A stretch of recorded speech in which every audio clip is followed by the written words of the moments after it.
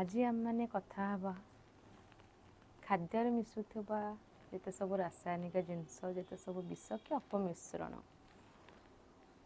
ଆମର ଦୈନନ୍ଦିନ ଜୀବନରେ ବ୍ୟବହାର ହେଉଥିବା ସବୁ ପ୍ରକାର ଜିନିଷରେ ଆଜିକାଲି ଅପମିଶ୍ରଣ ହେଇ ଚାଲିଛି।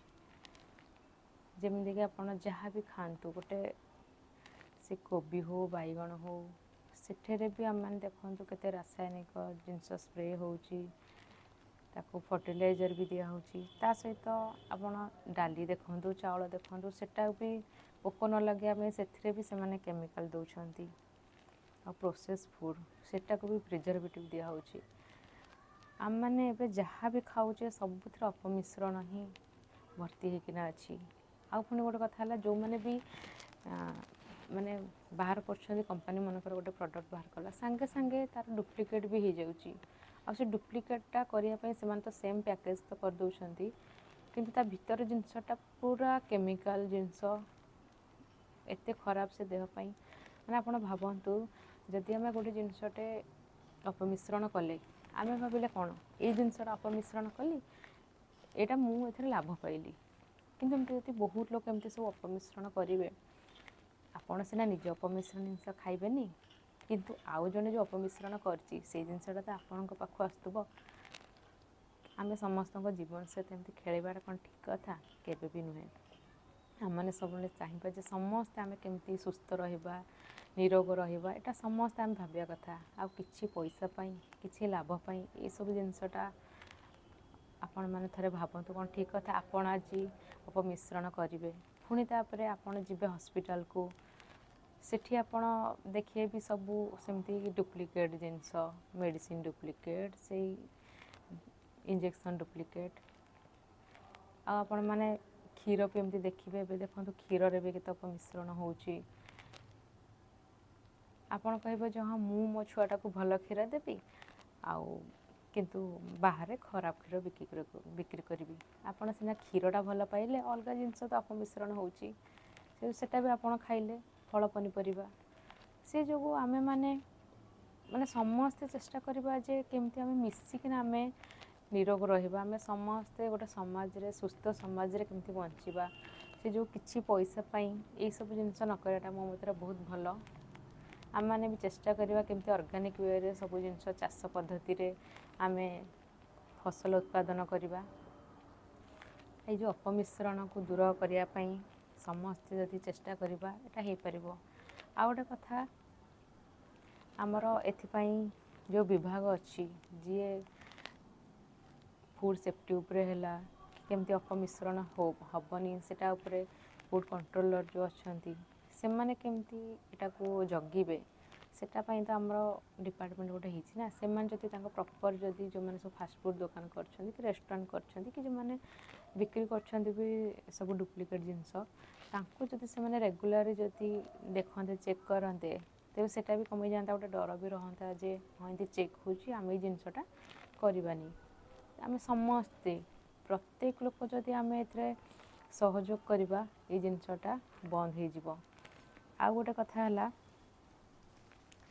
ଯେଉଁ ଜିନିଷ ମନେକର ଗୋଟେ ବଡ଼ ହଷ୍ଟେଲ ଅଛି କି ଗୋଟେ ବାହାଘର ଭୋଜି ହେଉଛି, ସେଠି ତ 500-1000 ଲୋକ ଖାଉଛନ୍ତି ନା।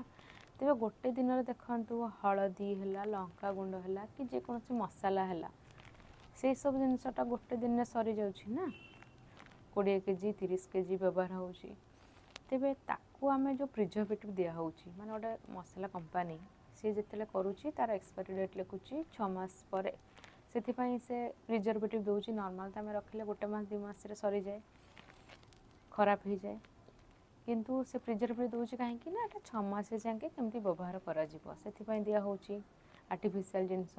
କିନ୍ତୁ ଯଦି ଗୋଟେ ବାହାଘରରେ ଗୋଟେ ଦିନ ସରିଯାଉଛି 20 କେଜି 30 କେଜି, କି ଗୋଟେ ବହୁତ ବଡ଼ ବଡ଼ ଯେଉଁ ହଷ୍ଟେଲ ଅଛି ସେଠି ତ ଏମିତି ସରୁଛି, ତେବେ ଯେଉଁଟା ସେମାନଙ୍କ ପାଖକୁ ସପ୍ଲାଏ ହେଉଛି, ତେବେ ସେଠି ତ ବିନା ପ୍ରିଜର୍ଭେଟିଭ୍ରେ ତ ଆମେ ତ ଜିନିଷଟା ବ୍ୟବହାର କରିପାରିବା ନା। ତେବେ ଏଇସବୁ ଜିନିଷ ଯଦି ଆମେ ଦୁଇ ପ୍ରକାର କରନ୍ତେ, ଯେ ଯେଉଁଟା ହଁ 6 ମାସ ଯାଏଁ ଯାଉଛି, ବିକ୍ରି ପାଇଁ ଆମେ କରିବା, କିନ୍ତୁ ଡାଇରେକ୍ଟ ଆମେ ଯଦି ଯେଉଁଟା ବହୁତ ବଡ଼ ହେଉଛି, ଯେମିତି ଗୋଟେ ଦିନ 1000 ଲୋକ ଖାଉଛନ୍ତି, 5000 ଲୋକ ଖାଉଛନ୍ତି, ସେଇ ଜାଗାକୁ ଡାଇରେକ୍ଟ 5-6 ଦିନେ ତାଙ୍କର ତ ମସଲା ସରିଯାଉଛି। 5-6 ଦିନେ କ'ଣ, ଗୋଟେ ଦିନ ଯଦି 20 କେଜି 30 କେଜି ମସଲା ସରୁଛି, ତେବେ ଡାଇରେକ୍ଟ ତାଙ୍କ ପାଖକୁ ଯେଉଁ ସପ୍ଲାଏ ଯାଉଛି ସେମାନେ ସେଇଭଳିଆ ଆଣନ୍ତେ, ଯେଉଁଟାକି ମାତ୍ର ବିନା ପ୍ରିଜର୍ଭେଟିଭ୍ରେ ମାସେ ଯାଏଁ ତ ରହିବ ନା। ହଳଦୀ ହେଲା କି ଲଙ୍କାଗୁଣ୍ଡ ହେଲା କି ଆମର କରି ପାଉଡ଼ର, ମାସେ ଯାଏଁ ଆରାମରେ ରହିବ।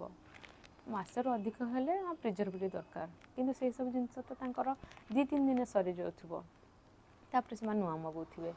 ତ ସେଇ ଜିନିଷ ଯଦି ଆମେ ବିନା ପ୍ରିଜର୍ଭେଟିଭ୍ରେ ବ୍ୟବହାର କରିବା ସେ ତ ବହୁତ ଭଲ ହେବ। ଯେଉଁ ଛୁଆମାନେ ବି ଖାଉଛନ୍ତି ହଷ୍ଟେଲରେ, କି ଯେଉଁ ବଡ଼ ଲୋକମାନେ ମନ୍ଦିରରେ ଖାଉଛନ୍ତି, କି ବାହାଘର ଯେଉଁଠି ସବୁଦିନ ଭୋଜି ହେଉଛି, କ୍ୟାଟରିଂ ବାଲା ଯେଉଁ ସବୁ, ସେମାନେ ତ ଏସବୁ ଜିନିଷ ନେଇପାରିବେ ନା।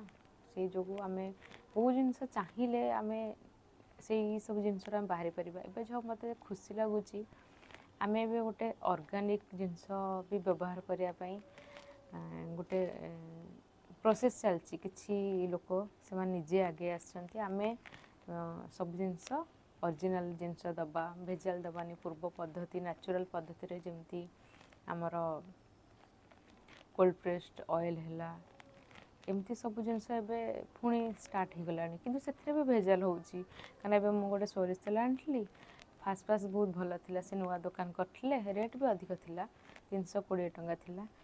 କିନ୍ତୁ ଧୀରେ ଧୀରେ ମୁଁ ଦେଖିଲି ସେଥିରେ ସେ କ'ଣ ମିଶାଉଛନ୍ତି, ରିଫାଇନ୍ କି ପାମୋଲିନ୍ ମିଶାଉଛନ୍ତି, ସେ ସୋରିଷ ତେଲର ବି ବାସ୍ନା ଆଉ ନାହିଁ, କିନ୍ତୁ ପଇସା ଏକା ନେଉଛନ୍ତି। କିନ୍ତୁ ଏଇ ଯେଉଁ ଯଦି ଆମେ ଗୋଟେ ବିଶ୍ୱାସରେ ଆଣୁଛେ ଯେ ଏଇଠୁ ଆମେ ଆଣିଲେ ଡାଇରେକ୍ଟ ଏଇଠୁ ବେସା ହେଉଛି, ଆମେ ଏଇଠୁ ଆଣିବା, ସେଠି ବି ଯଦି ଭେଜାଲ ହେଉଛି ସେଟା ତ ଠିକ୍ ନାହିଁ ନା। ଏମିତି ତ ଆମେ ଆପଣମାନେ ଦେଖିବେ ଏବେ ସବୁ ଘିଅ ବି ସବୁ ଆସୁଛି, ଏମିତି ଫ୍ରୁଟ୍ ବି ବହୁତ ଆସୁଛି, ପରିବା ବି ଆସୁଛି, ଯେ ଆମେ ଅର୍ଗାନିକ୍ ୱେରେ କରୁଛୁ, ବିନା କୌଣସି ରାସାୟନିକ ସାର ଦେଇକିନା, କି ବିନା ପ୍ରିଜର୍ଭେଟିଭ୍ରେ, ଏମିତି ବହୁତ ଜିନିଷ ଆସୁଛି। କିନ୍ତୁ ସେଟାକୁ ତ ପଇସା ଅଧିକ ନେଉଛନ୍ତି, କିନ୍ତୁ ସେଠି ବି ଭେଜାଲ ହେଇଯାଉଛି। ସେଥିରେ ଆଉ କ'ଣ କରିବା କୁହନ୍ତୁ? ଏଇଆ ଯେ ଭଗବାନଙ୍କୁ ଡାକିବା ଆମମାନେ କେମିତି ଟିକେ ବୁଦ୍ଧି ହେଉଛି। ଏଇ ଯେଉଁ ଜିନିଷ, ଗୋଟେ ଭଲ ଜିନିଷ ଖାଇଲେ ହିଁ ଆମେ ଭଲରେ ରହିବା। ତ ସବୁ ଦେଖନ୍ତୁ କେତେ ପ୍ରକାର ଡିଜିଜ୍ ହେଉଛି, କ୍ୟାନ୍ସର ବି ହେଉଛି ଏଇସବୁ ଜିନିଷ ଖାଇକିନା। ତେବେ ଆମେ ଚେଷ୍ଟା କରିବା ଯେ ଆମେ ଭଲ ଜିନିଷ ଖାଇବା, କାହିଁକି ଆମେ ଖରାପ ଜିନିଷ ଖାଇବା? କାରଣ ସମସ୍ତେ ତ ଆମେ ମିଶିକିନା ରହୁଛେ ନା। କାଲି ମୁଁ କହିବି ମୁଁ ଏକା ଭଲ ରହିବି, ଅନ୍ୟମାନଙ୍କର ଯାହା ହଉ, କିନ୍ତୁ ମୁଁ ପଇସା ରୋଜଗାର କରିବି। କିନ୍ତୁ ମୁଁ ଏକା ଭଲ ରହିଲେ ମୋ ଘରେ ତ ଯଦି ହେଉଛି ଗୋଟେ ଜିନିଷ ହେଉଛି, କିନ୍ତୁ ଆଉ 5ଟା ଜିନିଷ ତ ମୁଁ ବାହାରୁ କିଣୁଛି ନା, ସେଇ ଜିନିଷ ତ ଭେଜାଲ ପାଇବି। ସେ ଯେଉଁ ମୁଁ ନିଜେ ଚେଷ୍ଟା କରିବି ଯେ ମୁଁ ଯାହା ବି ସେଲ୍ କରୁଛି ମୁଁ ନିଜେ ଭଲ ଦେବି, ସେମିତି ଯଦି ଆମେ ଭାବିବା, କାଲି 5 ଜଣ ବି ଭଲ ଜିନିଷ ଦେବେ। କିନ୍ତୁ ମୁଁ କହିବି ଯେ ମୁଁ ଆଜି, ଆପଣ ଦେଖନ୍ତୁ ପନିର ମୁଁ ଗୋଟେ ଜାଗାରେ ପଚାରିଲି, ସେ କହିଲେ ଭଲ ପନିର ନେବେ ନା ଟିକେ ଶସ୍ତା ବାଲା ନେବେ। ଆରେ ଭଲ ପନିର କ'ଣ, ଶସ୍ତା ବାଲା ପନିର କ'ଣ? ନା ଏଟା ଅରିଜିନାଲ୍ ପୁରା ପିଓର କ୍ଷୀରରେ ହେଇଛି, ଏଟା ମିଶା ହେଇଛି। ଏଇସବୁ ଜିନିଷ ତ ସବୁ ତାହେଲେ ଦେଖନ୍ତୁ, ଛୋଟ ଛୋଟ ଛୁଆମାନେ ସେ ତ ପନିର ଖାଇବାକୁ ଭଲ ପାଆନ୍ତି। ତାହେଲେ ଛୁଆମାନେ ବି ତାହେଲେ ଯେଉଁ ବାହାଘର ଫାହାଘର ହେଉଛି ସେଠି ତାହେଲେ କେଉଁଟାର ପନିର ବିକ୍ରି ହେଉଥିବ। ଏବେ ତ ଆପଣ ପଢ଼ୁଥିବେ ସବୁବେଳେ ଯେ ପନିରରେ ବି ସିନ୍ଥେଟିକ୍ ପନିର ଆସୁଛି, ପନିରରେ ବି କେତେ କଥା ମିଶୁଛି। ଯେ ସେଟା ଆମେ ଖାଇଲେ କାହାର କ୍ଷତି